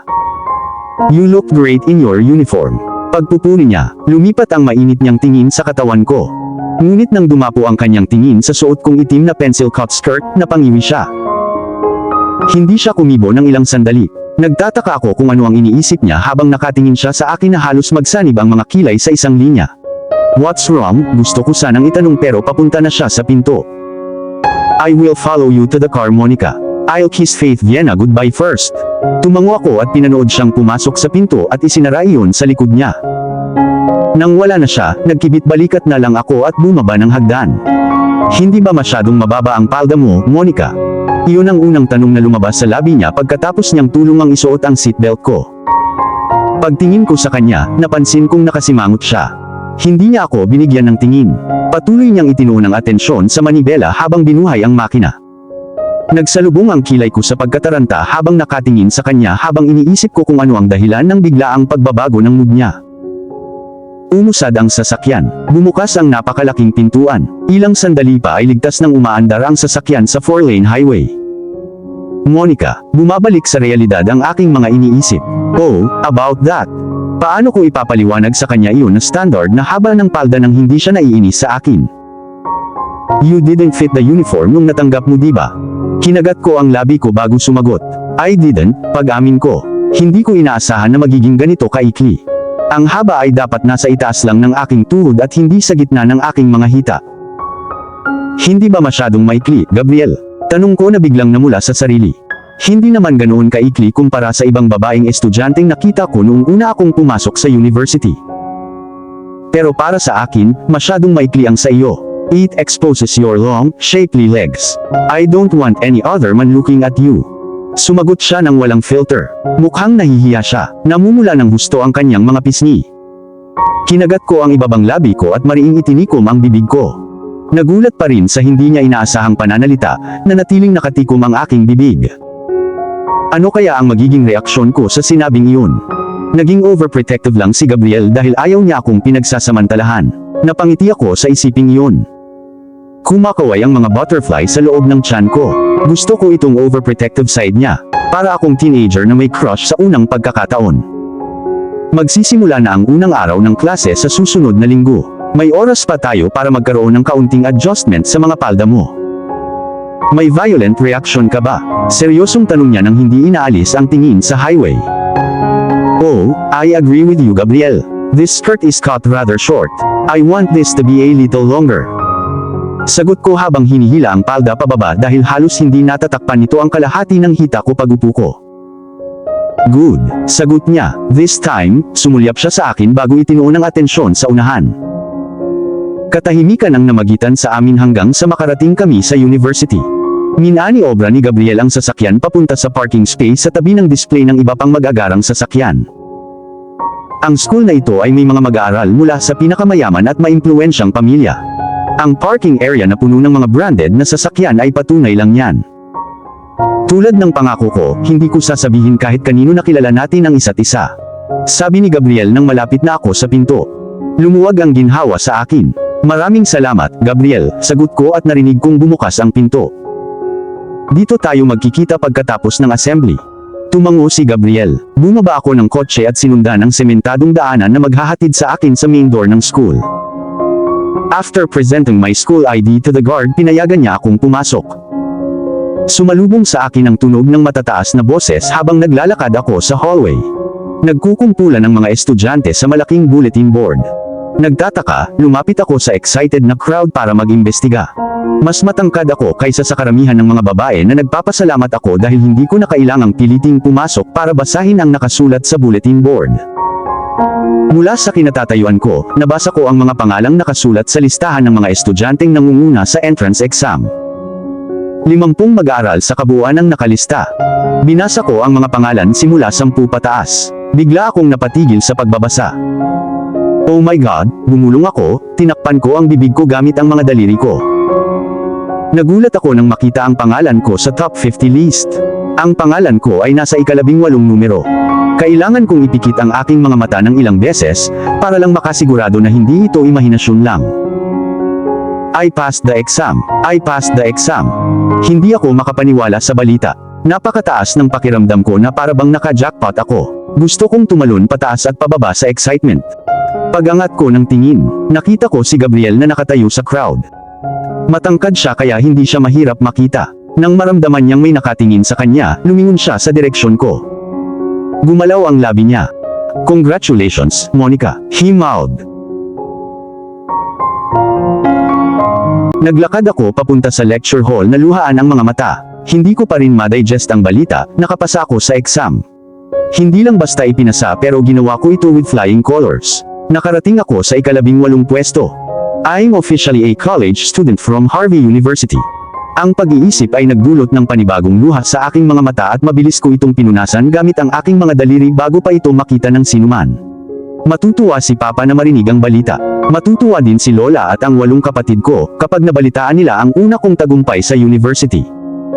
Pinagsalikop ko ang aking mga daliri at kontentong bumuntong hininga habang nakaupo sa huling magagamit na upuan sa third row na nakaharap sa stage. Hindi na ako makapaghintay na sabihin sa kanila ang balita. Natigil ang pagmamadali sa loob ng kwarto. Biglang tumahimik ang silid, kung ang isang balahibo ay lumapag sa sahig ay maririnig ito sa paglapag nito sa ilalim. Ang biglaang pagbabago ng atmosphere ay nagtaas ng ulo para mag-imbestiga. Sakto namang pumasok si Gabriel sa kwarto. Sinundan ng malalapad na mga mata ang kanyang figura hanggang sa maupo siya sa huling magagamit na upuan sa first row. Akala ko ay titigil na ang lahat sa pagtingin sa kanya pagkatapos niyang maupo sa upuan. Ako ay nagkamali. Bagkus ay tila dumami ang mga nagtataka na sulyap hanggang sa lahat ng estudyante sa loob ng silid ay nakatingin sa kanya. Ngunit hindi napapansin ni Gabriel ang atensyon na naaakit niya. Nakatuon ang atensyon niya sa stage habang proud siyang nakaupo sa upuan niya na parang haring walang pakialam kahit kanino. Ramdam na ramdam ko ang pagnipis ng pasensya niya mula sa pagkakaupo ko. Ilang beses niyang pinasadahan ng mga daliri ang buhok niya na senyales na lalo siyang naiinip habang lumilipas ang oras. Katulad ko, gusto niyang matapos agad ang student assembly. Walang sinuman sa loob ng kwarto ang mas makakabasa ng mga kilos niya kaysa sa akin. Malamang ay iniisip na niyang umuwi ngayon. Ang lalaki minsan ay kulang sa pasensya. Nang umulan ang langit ng pasensya sa lupa ay hindi na siya nag-abalang makahuli. Pero inaamin kong hindi lang siya ang sabik na makauwi. Nararamdaman ko ang parehong dami ng pagkabalisa gaya ng naramdaman niya dahil ang aming daughter ay nasa bahay na sabik na naghihintay sa amin na bumalik. Speaking of Faith Vienna, iniisip ko kung ano ang ginagawa niya ngayon. I was hoping though that she's not having one of her tearful fit. Ngunit pagkatapos ay malalaman ni Elisa kung ano ang gagawin kung siya ay nasa isa. Si Mrs. Foster, ang school principal, ay umakyat sa stage. Nabalot ng magalang na katahimikan ng silid nang kunin niya ang mikropono mula sa isa sa kanyang mga staff. Ladies and gentlemen, I would like to welcome you all to Harvey University. It's such an honor to have you here today. But before I started my speech, I would like to congratulate you all for passing the entrance exam. All of you did a good job, but above all, I would like to commend the students who topped the entrance exam. I will call the top 50 students, and when you hear your name please stand up on your seat, so everyone can see you. Sinimulang tawagin ng principal ang mga pangalan sa kanyang listahan. Nagsimula siya sa taong rank number 50. Pinakinggan ko ang mga pangalan hanggang sa tinawag ang pangalan ko. Rank number 18, Monica Phoenix Castillo. Huminto ang principal at ngumiti sa akin mula sa stage bago siya nagpatuloy sa susunod.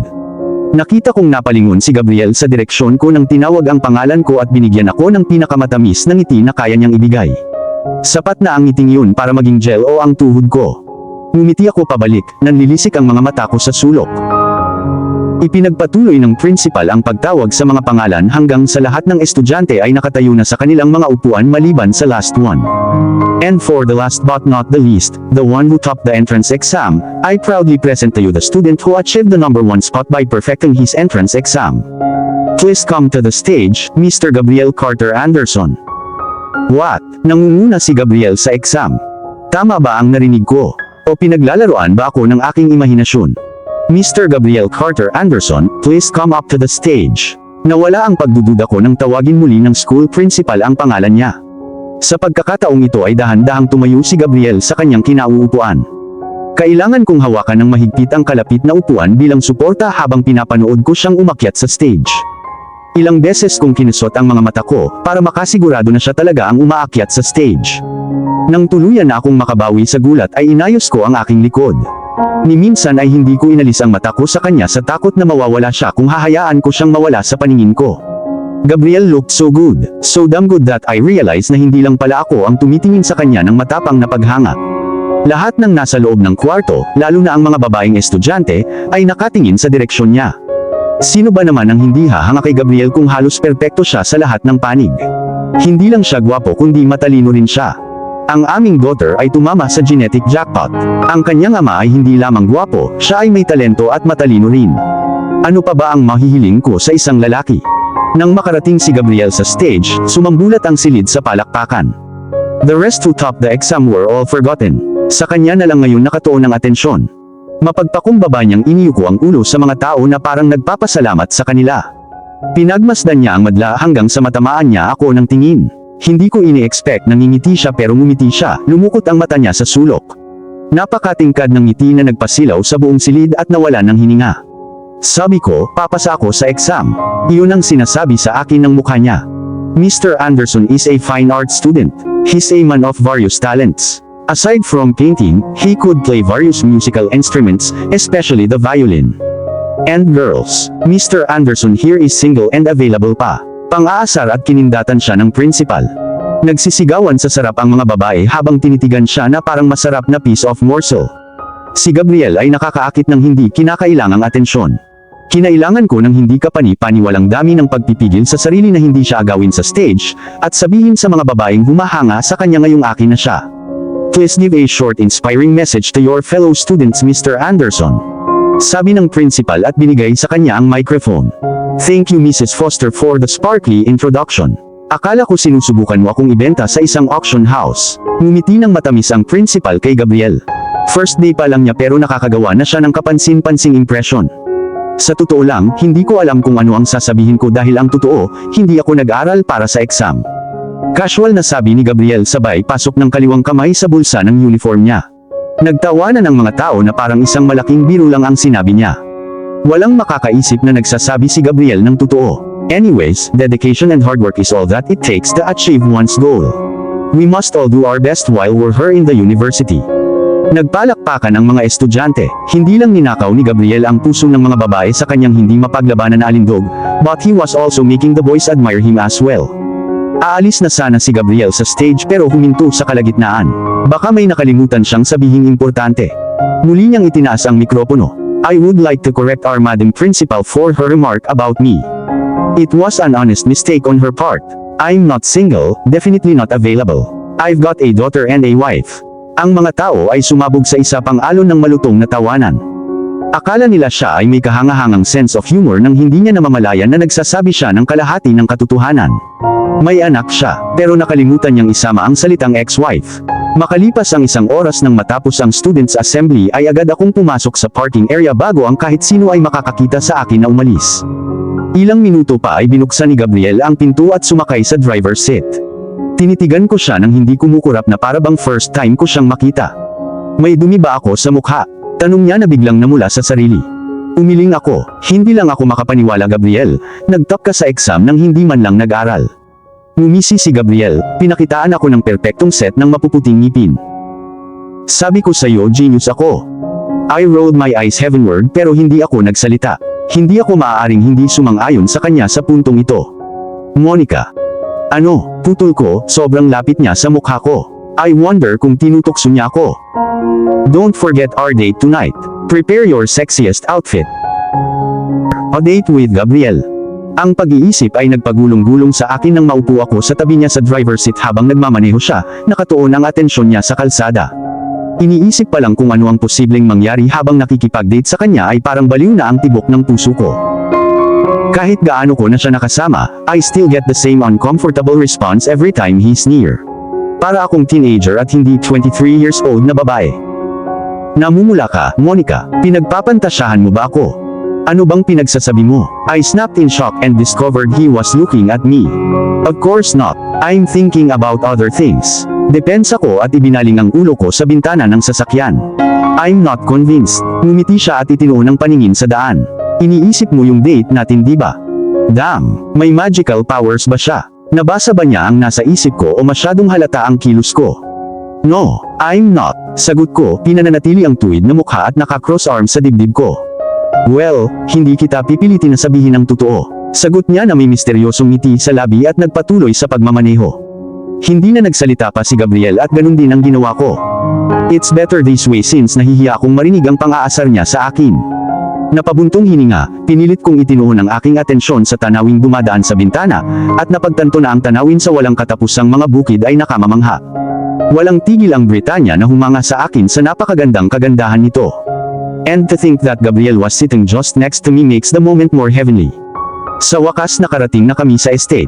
Huminto ang sasakyan at lumabas ako ng pinto para hanapin sina Elisa at Faith Viena. Nadatnan ko si Elisa na nakaupo sa bench sa labas ng hardin kasama si Faith sa kanyang mga bisig. Congratulations Bea for landing on the 18th spot. You made us so proud of you. Bati ni Elisa nang huminto ako sa harapan niya. Tumayo siya sa kinauupuan niya at iniabot sa akin ang anak ko. Salamat, Liz, bulong ko, dumapo ang isang malambot na halik sa noo ni Faith na nagpangiti sa kanya sa sarap. Well, aside from you I needed to congratulate Gabriel as well. He ranked first, di ba? Medyo nabigla sa kanyang kaalaman tungkol sa exam, tinanong ko siya kung paano niya nalaman. Nakangiting sagot ni Elisa saka siya humagalpak ng tawa. I work as a part-time admin assistant to one of the professors, and I helped her check the exam sheets. Nag-type pa ako ng top-notcher list para sa kanya, that's how I found it out. Sagot niya na kumikinang ang mga mata sa amusement.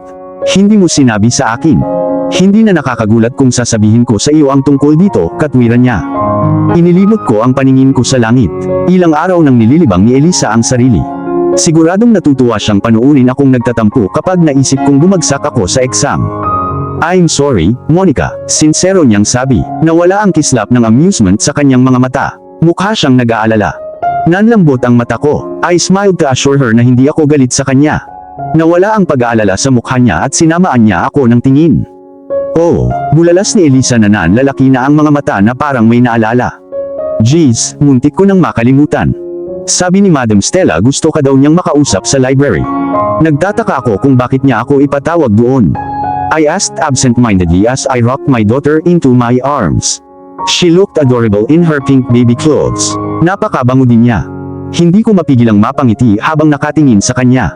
It's about the Ravenwood Ball tonight, which Madam Stella was supposed to attend. Unfortunately, nilagnat siya at hindi siya makaka-attend dito, kaya naghahanap siya ng representative. Ipinaliwanag ni Elisa na ginagawa ang lahat para maalala ang pag-uusap nila ni Madam Stella noong araw na yun. Nalipat ang tingin ko sa best friend ko. At ano ang kinalaman nito sa akin? Well, I think she will ask you a favor to attend the Ravenwood Ball on her behalf. I would love to attend the ball, Bea, but that was impossible since I'll be staying tonight to finish a wedding gown. I will need to hand it to an old friend tomorrow. Bumuntong hininga siya, bahagyang lumuwag ang mga balikat. Masasabi ko na gusto ni Elisa na dumalo sa Ravenwood Ball ngunit naiwan siya sa opsyon na manatili. Hindi mo ba kayang tapusin ang gawain bukas? Kung talagang obligado akong dumalo sa ball ngayong gabi ay maaari ko na ring isama si Elisa. It would be boring without her company. Umiling siya, mukha siyang nasiraan ng loob kaysa kanina. Hindi ko magagawa yun kapag bukas ng hapon ang kasal. Tsaka kung sasama ako sa iyo walang magbabantay kay Faith Vienna. Pero ayokong dumalo sa ball. Huminga ako ng malalim at nagpakawala ng malalim na buntong hininga. Kung papipiliin ako, mas gugustuhin kong magpalipas ng gabi sa panunood ng mga movie sa aking laptop, kaysa dumalo sa isang gathering na magbubuwi sa akin hanggang sa mamatay. Kausapin mo na lang si Madam Stella, okay? Sabihin mo sa kanya na ayaw mong dumalo. Tumakbo ka sa library at hahawakan ko si Faith Vienna para sa'yo. Wala akong maisip na sasabihin, tumango na lang ako. Maingat akong kumatok sa library. Nang makarinig ako ng sagot ay piniit ko ang knob at pumasok sa loob. Umupo si Madam Stella sa kanyang swivel chair. Ang ilong niya ay kasing pula ng kamatis. Maging ang kanyang mga mata ay namumula rin na parabang kinusot niya ito ng mariin. Sa kauna-unahang pagkakataon mula nang makilala ko siya, nakalugay ang kanyang palaging perpektong pagkaayos ng buhok, at ang mga alon ay bumagsak sa kanyang mga balikat sa isang gusot na paraan. Hindi maganda ang pakiramdam niya. Ang pag-iisip na pinilit ni Madam Stella ang kanyang sarili na magtrabaho sa kanyang opisina ay pumuno sa akin ng pakikiramay. Oh, I've been waiting for you, Beatrix. Look, I prepared your gown for tonight. Mabilis na bumangon si Madam Stella sa kanyang kinauupuan at nawalan ng balanse. Mahigpit ang pagkakahawak niya sa upuan para pigilan ang sarili na mahulog. Tumakbo ako sa gilid niya, nag-aalala sa kalagayan niya. You should not force yourself, Madam Stella. You should be in bed and rest. Silly, I'm fine. Don't mind me. Matigas na sagot niya, sabay ngiti sa mga protesta ko. Geez, ito ay higit pa mahirap kaysa sa naisip ko. I have no option but to go along with Madam Stella's plans para hindi siya mag-alala. Napakahalaga sa kanya ng Ravenwood Ball at hindi ko siya kayang pabayaan. Look, Bea, I made this special for you. Sana magustuhan mo. Iminuwestro ni Madam Stella ang matangkad na manikin. Sinundan ko siya ng tingin at sa unang pagkakataon, namulat ako sa scarlet gown na suot ng manikin at bumagsak ang pangako sa sahig. This is beautiful. Napabuntong hininga ako nang tumakbo ang mga daliri ko sa mga gems that decorated the gown. It would be a shame not to wear this tonight, especially because Madam Stella worked hard for the finishing touches, so I could wear this great masterpiece. I know it will look good on you, Bea. It will complement your milky white skin. I'm excited to see you wear this go. To me, Kim. Oh, I'm sorry, nahihiya niyang sabi. Pinunasan niya ng panyo ang ilong niya. Sa tingin ko kailangan mo nang magpahinga. I'm fine, Bea. Don't worry about me. Giit ni Madam Stella sabay lipat sa kanyang masterpiece. Ang kanyang mga kuko na pininturahan ng gold ay dumula sa tela na may kinang ng kasiyahan sa kanyang mga mata. I will attend the party in your behalf, Madam, but please don't make me worry. Napatingin siya sa ekspresyon ko at saka bumuntong hininga. Maraming salamat, Beatrix, sabi niya sabay kinuha ang kamay ko sa kanya. Hindi mo alam kung gaano ito kahalaga sa akin. Napakahalaga ng party. Ang mga maharlikang pamilya mula sa lahat ng dako. Britannia will gather around Ravenwood Mansion. I couldn't allow that. I have no one to attend on my behalf. Naiintindihan ko po, Madam. I gave her a soft reassuring smile as she let my fingers go. Well then, I must rest now. Tinakpan niya ang kanyang ilong gamit ang kanyang panyo at bumahing. Nakausap ko na si Gabriel at pumayag siyang samahan ka sa ball. Parang nag-aatubili siya noong una pero pumayag naman siya pagkatapos kong ipakita sa kanya ang gown na isusuot mo ngayong gabi. Pupunta na ako sa kwarto ko. Nagmamadali siyang lumipat sa pinto at sinundan ko siya. Nakahinga ko nang maluwag ng dumiretso si Madam Stella sa kwarto niya. Nag-aalala ako na pipilitin niyang magtrabaho sa library kapag halatang kailangan niya ng magandang pahinga. She's overworked but she seems not to mind since she's too focused on her goals. Natuwa lang ako na sinundan niya ako nang sabihin ko sa kanya na kailangan niyang magpahinga. Wala si Gabriel sa garden nang tumingin ako sa bintana ng second floor. I wonder kung nasaan siya. Kailangan ko siyang makausap. Bumaba na ako sa living room pero walang bakas na nasa loob siya. Dapat nasa loob siya ng kwarto niya. Umakyat ulit ako at dumiretso sa pinto at kumatok. Kumatok ako sa pinto, naghintay ng ilang segundo at nang walang sumagot ay tinulak ko ito. Sinalubong ng bakanting silid ang aking paningin nang makapasok ako. Walang senyales na nandoon si Gabriel. Nagkibit balikat ako at umatras pabalik sa pinto. Marahil, hahanapin ko siya sa pool o sa garahe. Isasara ko na sana ang pinto sa likod ko nang mapansin kong nakaawang ang pinto sa balcony. I think I found Gabriel already, sabi ko sa sarili ko and quietly made a beeline straight to the balcony door. Nakatayo si Gabriel malapit sa riles, naka-cross arms sa harap ng dibdib. Ang lalim ng iniisip niya. May mali, naramdaman ko ito, ang hindi pangkaraniwang ekspresyon sa kanyang mukha at ang madilim na aura na nagmumula sa kanyang paligid ay nagsasabi ng lahat. Hindi man lang niya narinig nang pumasok ako sa balcony, at hindi rin siya lumingon sa akin pagkatapos kong maingat na isinara ang pinto. Masyado siyang nawala sa kanyang pag-iisip na parabang nasa ibang dimensyon siya. Pinag-aralan ko ang mukha niya at nakita kong mukhang malungkot siya. Ang huling beses ko siyang nakitang ganito ay nang mag-open up siya tungkol sa kanyang ina. Iniisip ko ngayon kung ano ang bumabagabag sa kanya. Wala akong ideya kung ano ang gagawin sa sandaling ito, ngunit natagpuan ko ang aking sarili na humakbang palapit sa kanya. Kung pwede ko lang sana siyang pasayahin. Kung pwede ko lang punasan ang kalungkutan na nakaukit sa gwapo niyang mukha, at ibigay ang ginhawang kailangan niya ngayon. Bago ko pa ma-realize ang ginagawa ko ay napayakap na ako sa kanya ng mahigpit. Ang sarap ng init ng katawan niya kaya hindi ko napigilan ang pagpikit ng mga mata ko at sarap sa sandaling iyon. Nagulat siya. No, ang surprise ay isang maliit na pahayag. Shock ang tamang salita para ilarawan ang reaksyon niya. He was caught off guard but I'm glad na hindi siya humiwalay, instead I felt him relaxed. Iyon lang ang naisip kong gawin para mabura lahat ng alalahanin niya kahit isang minuto lang. Ako ay umaasa na ito ay talagang gumana. Monica, ang kanyang boses ay malambot at banayad. Ang marinig ko siyang banggitin ang pangalan ko ay parang narinig kong tinawag niya ang pangalan ko. Nag-uumapo ang puso ko sa pagmamahal at lambing. Gabriel, I know I couldn't take all your worries, but please let me share it with you. Wala siyang sinabi. Sa halip, lumingon siya sa akin at hinila ako sa dibdib niya bago ipinulupot ang mga braso niya sa bewang ko. Salamat, Monica. Ang pagdiin ng init ng iyong katawan sa akin ay sapat na para matunaw ang lahat ng alalahanin ko. Bulong niya malapit sa tenga ko at sinubsob ang ilong niya sa buhok ko. May problema ba, Gabriel? Please don't hesitate to tell me. If it's all about the Ravenwood Ball, it's okay if you don't want to attend it. Ako naman, I gave my promise to Madam Stella and I shall attend it tonight. Lumuwag ang mga braso niya sa akin. I was quite disappointed na pinakawalan niya ako. Gusto ko pa ring lasapin ng panandali ang sandaling nakapulupot sa kanyang mga bisig. Tumingala ako at nang gawin ko ay nawala ako sa napakagandang kailaliman ng kanyang asul na karagatan na mga mata. Hindi na siya nag-aalala, sa halip ay lambot na ang kumikinang sa kanyang mga mata.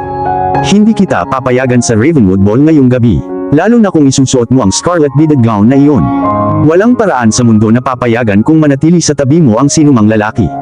I shall guard you tonight like a fortress. Seryoso ba siya? Para siyang nagseselos na husband.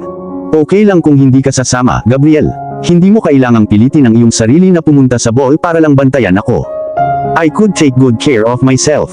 At saka, masama ang pakiramdam ko kapag labag sa kalooban mo ang pagdating mo, giit ko. Malakas ang kutob ko na ang kakaiba niyang ugali ay dahil sa Ravenwood Ball. He was doing just fine when we arrived hours ago, but when Madam Stella mentioned the ball biglang nagbago ang ugali niya. Nagiging curious ako kung bakit. I'm sure may sarili siyang valid reason. I will escort you to the ball, Monica. Matigas niyang sabi. Ibinuka ko ang bibig ko para makipagtalo, pero tinakpan niya ang bibig ko bago pa ako makapagsalita. Isang mahinang hinga ang kumawala sa aking mga labi, at sinamantala niya ang pagkakataong ipasok ang kanyang dila sa loob ng aking nakabukang labi. Nakapulupot ang mga braso niya sa makitid kong baywang, hinihimok akong palapit. Hindi ako nagpumiglas. Sa halip ay yumakap ako palapit sa kanyang katawan at ipinulupot ang aking mga braso sa kanyang leeg habang tinutugon ko ang halik na may katumbas na init. Nakakaadik ang labi niya na wala akong maisip kundi ang halikan siya ng malalim. Sa sobrang init niya natunaw ang tuhod ko sa isang halik lang, isang French kiss. Hindi ako makakuha ng sapat sa kanya. Habang palalim ng palalim ang paghalik niya sa akin, ay lalong lumakas ang pagkauhaw ko. Nang matapos ang halik, halos mapaungol ako sa sobrang inis. Napatingin sa akin si Gabriel. Maningning at dilat ang mga mata niya habang gumagala sa mukha ko na parabang kinakabisado niya ang mga linyang makikita sa mukha ko. Alam mo ba ang dahilan kung bakit hindi kita papayagang mag-isa aside of course from guarding you from men's prying eyes?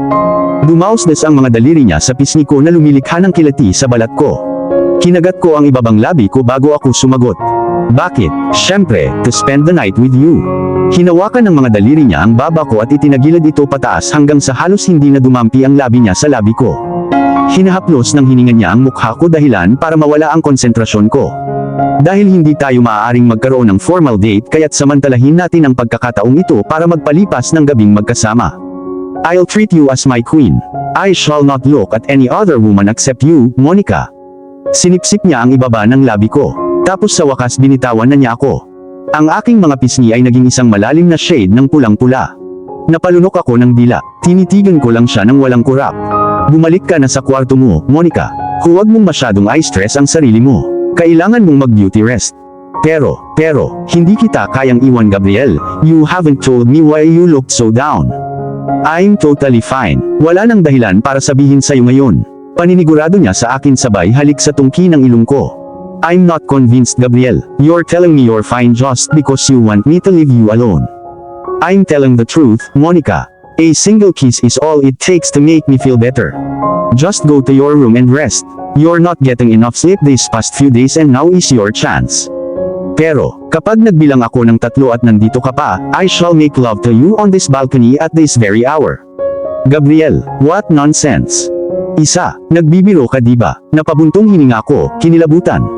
2, damn you, Gabriel, you think you win now. Fine then, but I'll make sure you will pay for this tonight. Nagmarcha ako papunta sa kwarto ko at malakas na isinara ang pinto sa likod ko. Hindi niya sasabihin sa akin kung ano ang bumabagabag sa kanya at wala akong ibang pagpipilian kundi ang tuklasin ito sa aking sarili. Pero iniisip ko kung may magagawa ba ako para malaman ito. Kung nababasa ko lang sana ang nasa isip niya ay nakaligtas na ako sa pagsubok na ito. Nakahandusay ako sa kama habang nakatutok ang mga mata sa kisame. I was expecting for the door to burst open at papasok si Gabriel sa kwarto at hihingi ng tawad pero hindi. Lumipas ang kalahating oras pero hindi siya nagpakita. Napagtanto kong hindi siya magsusorry dahil hindi niya sinabi sa akin ang kailangan kong malaman. Hindi kaya ganoon kalaki ang tiwala niya sa akin. O dahil ba masyado siyang nagmamalasakit at iniisip na mas mabuting itago na lang niya ang lahat dahil lalaki siya. Masyado akong naguguluhan, at hindi ko alam kung alin ang paniniwalaan ko ngayon. Hinila ko ang unan sa dibdib ko at niyakap ito ng mahigpit. Iniisip ko pa rin kung ano ako kay Gabriel. Ni hindi nga ako sigurado kung mahal niya ba talaga ako o isa lang akong fleeting fancy. Totoong sinabi niyang mahal niya ako pero kung ganoon nga ang nararamdaman niya bakit hindi niya ako mapagkakatiwalaan sa mga sikreto niya. Bakit pakiramdam ko may itinatago siya na hindi pa niya handang sabihin sa akin? I would bet na kung ano man ang sikreto niya, ito ay kinasasangkutan ng kanyang ina. Natakot kaya si Gabriel na makaharap niya ang kanyang ina sa Ravenwood Ball? Iyon ba ang dahilan kung bakit siya nag-aatubili na dumalo dito? Nagkibit balikat ako at bumaba sa kama. Dali-dali kong binuksan ang closet at kinuha ang black lace nightie sa hanger. Isang ngiti ang gumuhit sa aking mga labi habang pinagmamasdan ko ang see-through na tela ng may interes. Ang sexy nightgown na ito ay perpekto para sa aking mga plano ngayong gabi. Hindi na ako makapaghintay na makita ang pagmumukha ni Gabriel pagkatapos niyang makita ako nito. Sa kabilang banda, si Gabriel. Tinitigan ko ang silver na relo sa aking wrist at ngumiti. Binigyan ako ni Monica ng mamahaling regalo at maganda ito.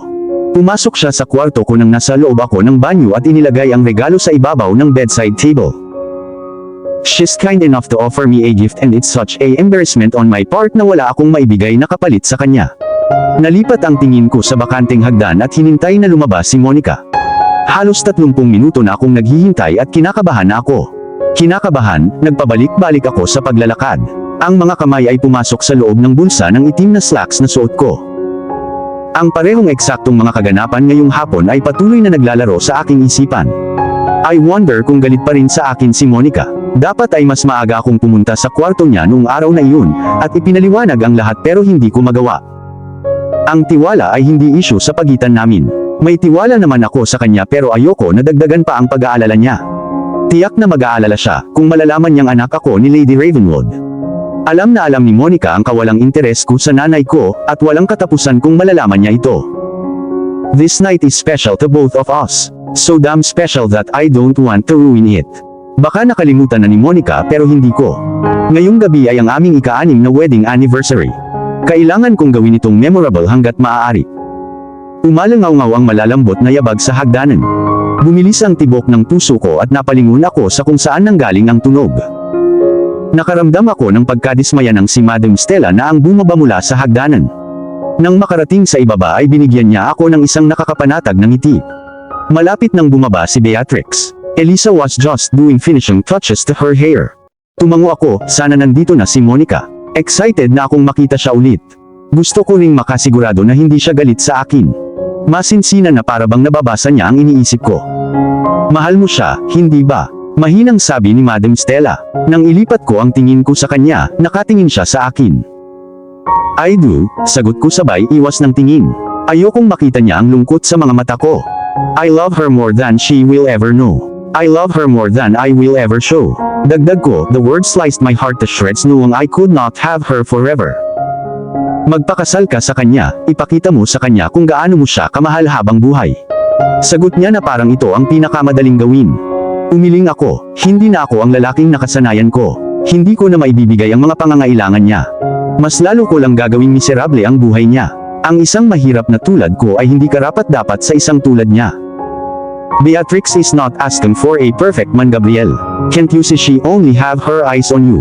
Tiningnan ako ng masama ni Madam Stella, sinusubukang iparamdam sa akin ang kanyang mga dahilan. I wonder if Monica will ever look the same way at me once she recovered her memory. Maaalala niya kung paano ako naging asshole. Natatakot akong dumating ang araw na iyon. If ever that time comes, I would prefer choose a quick death than live the rest of my life na kinasusuklaman ni Monica. Alexander Gonzalez will beat the shit out of me if he discovered I was still in love with his only daughter. The man hated me. Siguradong dudurugin niya ako na parang surot kapag nalaman niya ang totoo. Ang masama pa niyang gagawin ay kunin si Beatrix at si Faith Viena ay ilayo sa akin. Hindi ko alam kung paano gumagana ang kakaibang lalaking yun. I never knew you could be this coward, Gabriel. Loving someone means you need to take risks, and that includes risking your neck to fight for the one you love. If you're not willing to make some sacrifices then accept it, ikaw ay hindi katumbas ng halaga. Namayani ang katahimikan sa pagitan namin. Gusto kong sumagot pero nawalan ako ng masabi. Tama nga si Madam Stella, kung ayaw kong mawala ang babaeng mahal ko kailangan kong lumaban para manatili siya sa akin. Naagaw ng atensyon ko ang mahinang bulong ng galaw mula sa hagdanan. Nang iangat ko ang aking mga mata, nasulyapan ko ang Diyosa na bumababa mula sa hagdanan suot ang kanyang misteryosong scarlet na gown na parang kumikinang ang kanyang balat. Narinig ko ang sarili kong bumuntong hininga nang magtama ang mga mata ko. Siya ang may pinakamagandang mata na nakita ko. I found myself falling madly in love with her all over again. Pagkatapos ay ngumiti siya sa akin, ito ay mainit at maliwanag, ito ay ginawa ang aking mga alalahanin at takot sa isang iglap. Ang mga malalambot na kulot ay dumaloy ng maganda sa kanyang balingkinitang balikat, at binalot nito ang kanyang nakamamanghang mukha. She looked like Aphrodite, the goddess of love and beauty na bumababa mula sa Mount Olympus. Napako ako sa pwesto ko na para akong naging estatwa. Ilang beses kong kinusot ang aking mga mata, na bigla sa kanyang ethereal beauty. Wala akong masabi. Patuloy akong nakatitig sa kanya kahit na nakarating na siya sa ibaba ng hagdan, at huminto sa harap ko. Gabriel, lumipad ang mga daliri niya sa leeg ko para ayusin ang necktie ko. She was so great, so beautiful. Ni hindi ko nga alam kung bakit niya ako pinili, when she deserved someone better. You looked handsome tonight, sabi ni Monica, na nag-aapoy ang kanyang flawless na pisngi. Tiningnan niya ako mula ulo hanggang paa na may ngiti sa labi. Natigilan ako nang marinig ang papuri niya sa akin sa unang pagkakataon, huminga ulit ako ng mabilis. It was supposed to be my line but I forgot to say it out loud after facing her. It took me a moment to recover my voice and when I did, I cleared my throat. Thank you, I wasn't expecting it from you. And you looked stunning. Lalong lumalim ang pamumula ng pisngi niya. Thank you, nahihiya niyang sabi. Somehow, noong na hindi galit si Monica sa akin, 10 beses akong gumaan. Shall we go? Ikinawit ni Monica ang mga braso niya sa akin. Tumango ako kay Madam Stella bago ko inakay si Monica sa pinto. Ang Ravenwood Mansion ay nakatayong mapagmataas at mataas sa ilalim ng mapayapang kalangitan sa gabi. Nagsilabasan ang mga maliliwanag na ilaw mula sa mga salamin na bintana. Nakapila sa parking area ang mga mamahaling sasakyan. Ang mga bisitang nakasuot ng kanilang pinakamahusay na kasuotan ay lumilipat patungo sa pintuan kung saan gaganapin ang ball. Humigpit ang mga kamay ni Monica sa aking mga braso habang pinagmamasdan niya ang karamihan. Alam kong medyo kinakabahan siya. Halatang naninigas ang mga balikat niya. Calm down, bulong ko malapit sa tenga niya. Dumapo sa akin ang nag-aalala niyang mga mata. I couldn't help it, Gabriel. Wala tayong kakilala dito, bulong niya. Ang kanyang mga mata ay tumitingin sa paligid. Huminto ako at kinuha ang malamig niyang mga daliri sa sarili ko. We must enjoy tonight, Monica. Isipin mo na lang na may date tayo. For once, forget that everyone existed. I am here with you, so you don't need to fear anything.